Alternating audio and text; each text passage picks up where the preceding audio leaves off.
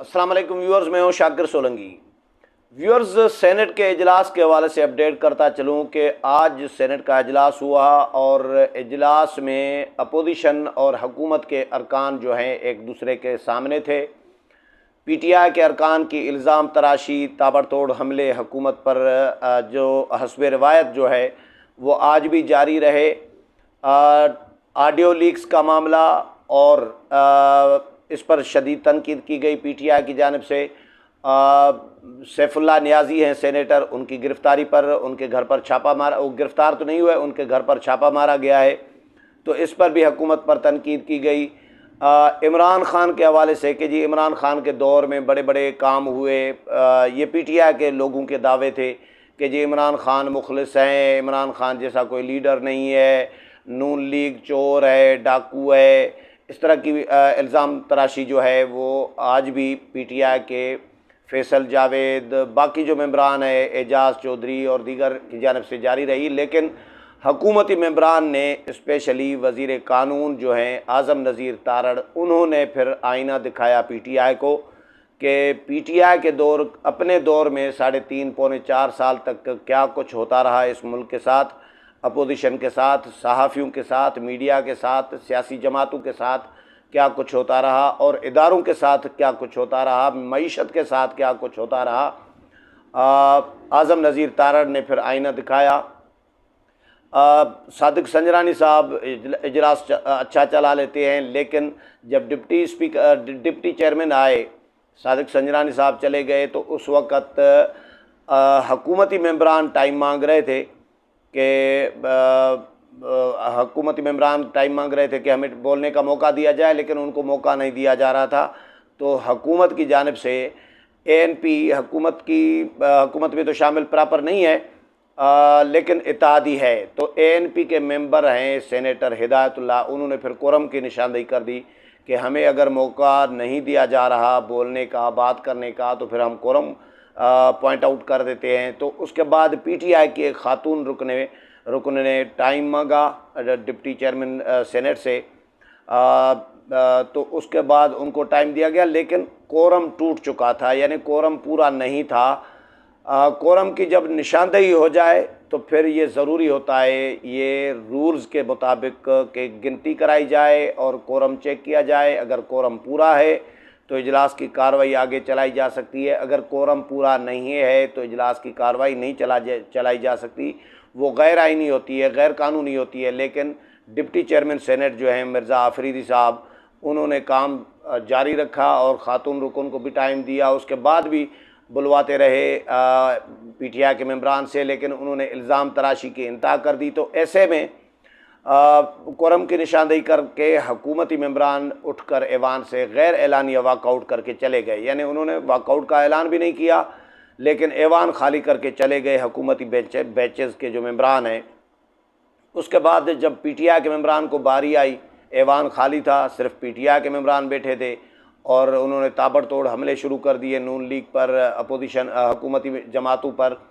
तो फिर हुकूमती मेंबरान कुछ वापस आए और वज़ीर कानून भी आए आज़म नज़ीर तारड़, उन्होंने फिर पीटीआई को बड़े मुहज़्ज़ब अंदाज में, पीटीआई की तरह चीखना चिल्लाना नहीं किया, इल्ज़ाम तराशी भी नहीं की, लेकिन बड़े मुहज़्ज़ब अंदाज में, क्योंकि आज़म नज़ीर तारड़ वज़ीर कानून तो हैं ही, लेकिन बहुत नामवर वकील हैं, मियाँ नवाज़ शरीफ के वकील हैं, और वकील आपको पता है वकील जब बोलता है तो फिर किस अंदाज में बोलता है। तो आज़म नज़ीर तारड़ ने बड़ी शाइस्तगी के साथ मुहज़्ज़ब अंदाज में पीटीआई को आईना दिखाया कि भैया आपके दौर में क्या कुछ होता रहा। आपके दौर में नून लीग के जो रहनुमा हैं, शाहिद खाकान अब्बासी, ख्वाजा आसिफ, ख्वाजा साद रफ़ीक, राना सनाउल्लाह, पीपल्स पार्टी के रहनुमा खुर्शीद शाह, आसिफ अली जरदारी, या बाकी जो रहनुमा हैं, इनको गिरफ़्तार करके जेलों में रखा गया था।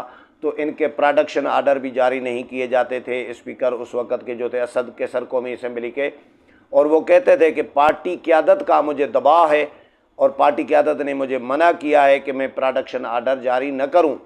तो कमेटियों में जो शिरकत करने के लिए आते थे तो उनके प्रोडक्शन आर्डर जारी नहीं होते थे। कौमी असम्बली का इजलास होता था तो अपोजिशन के मेंबरान के, गिरफ़्तार मेंबरान के प्रोडक्शन आर्डर जारी नहीं होते थे, अपोजिशन को उठा के जेलों में डाला जाता था और बग़ैर चार्जेस के, बग़ैर किसी सबूत के उनको सालहा अपोजिशन लीडर खुद, इवन उस वक़्त के जो थे अभी मौजूदा वज़ीर आज़म मियाँ शहबाज शरीफ, इनको गिरफ़्तार करके 2 मरतबा जेल में रखा गया। तो अपोजिशन के साथ ये खुद क्या करते रहे, ये भी आपको सोचना चाहिए। पीटीआई को कहा गया कि अभी सैफुल्लाह नियाज़ी पीटीआई के सेनेटर हैं, उनके घर पर छापा मारा गया है, लेकिन ख़वातीन के बग़ैर अगर पुलिस घर में दाखिल हुई है तो इसकी मज़म्मत करते हैं। ये नहीं होना चाहिए था। रज़ा रब्बानी ने भी इस बात की हिमायत की और हमदर्दी का इज़हार किया सैफुल्लाह नियाज़ी के साथ कि ख़वातीन पुलिस एहलकार जो हैं उनके बग़ैर, लेडी पुलिस एहलकारों के बग़ैर घर में दाखिल नहीं होना चाहिए किसी के भी, चाहे अपोजिशन का हो। लेकिन अगर कोई चार्जेस हैं, अगर कोई इल्ज़ाम है किसी पे, तो उसके घर की तलाशी पुलिस ले सकती है। कानून के मुताबिक जो कानूनी तकाज़े होते हैं वो पूरे करके पुलिस कार्रवाई कर सकती है। ये आज़म नज़ीर तारड़ ने, वज़ीर कानून ने कहा। तो वज़ीर कानून ने फिर सहाफ़ियों के ख़िलाफ़ जो कार्रवाइयाँ पीटीआई के दौर में हुई वो भी गिनवाई कि आप लोगों के दौर में, पीटीआई के दौर में 3.5 साल, पौने 4 साल में कितने एंकर्स नौकरियों से निकाले गए, कितने एंकर्स के प्रोग्राम बंद किए गए। तलत हुसैन का प्रोग्राम बंद, नुसरत जावेद का प्रोग्राम बंद, हामिद मीर का प्रोग्राम बंद, मतीला जान का प्रोग्राम बंद। मतीला जान को उठा के गायब कर दिया गया था, या असद तूर पर हमला किया गया था। इमरान शफकत को उठाया गया था, रज़ी दादा को उठाया गया था। ये पीटीआई के दौर की ये कार्रवाइयाँ हैं। बहुत सारे चैनल्स चीख रहे थे। हज़ारों की तादाद में जो सहाफ़ी हैं वो बेरोज़गार किए गए। तो आप लोगों ने किसको माफ़ किया? ये रवैये आप लोगों के भी रहे थे, ये माजी में भी रहे हैं। उन्होंने ये सिर्फ पीटीआई पे भी इल्ज़ाम नहीं लगाया, उन्होंने कहा कि ये माजी की रिवायात चलती आ रही हैं। पीटीआई के दौर में भी यही कुछ होता रहा। अगर अभी पीटीआई चीख रही है तो अपने दौर में तो कोई बेहतरी लाती। अपने दौर में भी पीटीआई ने कुछ नहीं किया। वही सिलसिला, वही रिवायात, वही कार्रवाइयाँ, वही इंतकामी कार्रवाइयाँ और गला घोंटना, इज़हार राय की आज़ादी सलब करना, यही रिवायात पीटीआई ने भी 3.5 साल, पौने 4 साल जारी रखी। लेकिन हम ये नहीं कहते कि पीटीआई ने ये काम किए तो फिर हम भी वही काम करें।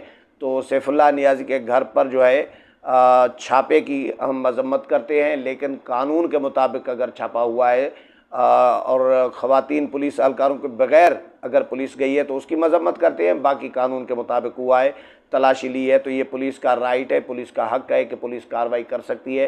तो बहरहाल कोरम के बग़ैर भी सेनेट का इजलास चलता रहा। इसमें एक बिल आया है बड़ा मज़ेदार आज ख्वाजा सराउं के हवाले से, क्योंकि ये ट्रांसजेंडर का बिल जो है इसका बड़ा चर्चा चल रहा है। और मौलाना फजल रहमान ने तो ऐलान किया है कि हमने अल्टरनेट मुतबादल बिल हम इसका लाएंगे, हमने तैयार कर लिया है। आज एक तो जमात इस्लामी के मुश्ताक अहमद हैं सेनेटर, उन्होंने आवाज़ उठाई कि मैंने ट्रांसजेंडर के ख़िलाफ़ उसके मुकाबले में अपना अलग बिल जमा कराया हुआ है, लेकिन कई महीने गुजर गए हैं, वो बिल एजेंडे पे नहीं आ रहा। उन्होंने अपना एहतजाज रिकॉर्ड कराया, लेकिन एक खातून ने, पीटीआई की खातून ने आज एक बिल जो है ख्वाजा सराउं के हुकूक़ के लिए वो पेश किया है कि ख्वाजा सराउं को भी मिल्कियत में हिस्सा देना चाहिए। और वो बिल जो है आज सेनेट में सिर्फ पेश हुआ है, मंजूर नहीं हुआ,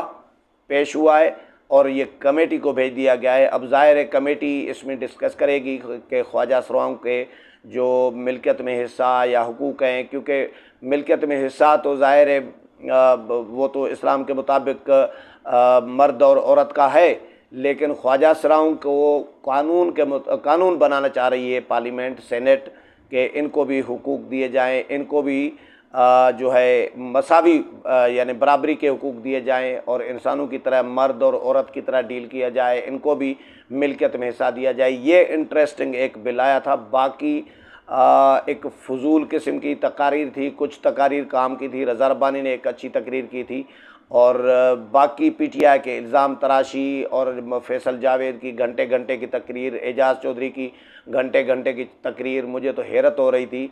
सेनेट में अमूमन करता नहीं हूँ कवर, कौमी असम्बली का कवर करता हूँ, लेकिन सेनेट में गैर ज़रूरी जो तकारीर हैं और एक दूसरे पर इल्ज़ाम तराशी। भाई मुल्क को इस वक्त सैलाब में डूबा हुआ है, लोगों को हेल्प करने की ज़रूरत है। उसके लिए हुकूमत को कोई पॉलिसी या गाइडलाइन देने की बजाय, कोई तजावीज़ देने की बजाय एक दूसरे पर इल्ज़ामात में, ये कौमी ख़जाने से जो कौमी सेनेट का इजलास हो रहा है और कौमी ख़जाने का इस पर ख़र्चा हो रहा है, लेकिन मुंतखब जो नुमाइंदे हैं, जो PTI के लोग हैं, वो सिर्फ इल्ज़ाम तराशी करने आते हैं। पब्लिक अकाउंट्स कमेटी में भी इनके एक हैं मेंबर शिबली फराज साहब, उनको भी मैं देख रहा होता हूँ, वो टक्करे मार रहे होते हैं चेयरमैन को, इल्ज़ाम तराशी और ये एतराज़ात उठाए जा रहे होते हैं। लेकिन तामीरी कोई काम की बात जो है सेनेट में आज कई घंटे तक इजलास चला, लेकिन मुझे कोई नज़र नहीं आई माँ सिवाय एक दूसरे पर इल्ज़ाम तराशी और ताबड़तोड़ हमलों के। उम्मीद है प्रोग्राम पसंद आया होगा। अगले प्रोग्राम में फिर मुलाकात होगी, तब तक इजाज़त चाहता हूँ। अल्लाह हाफ़िज़।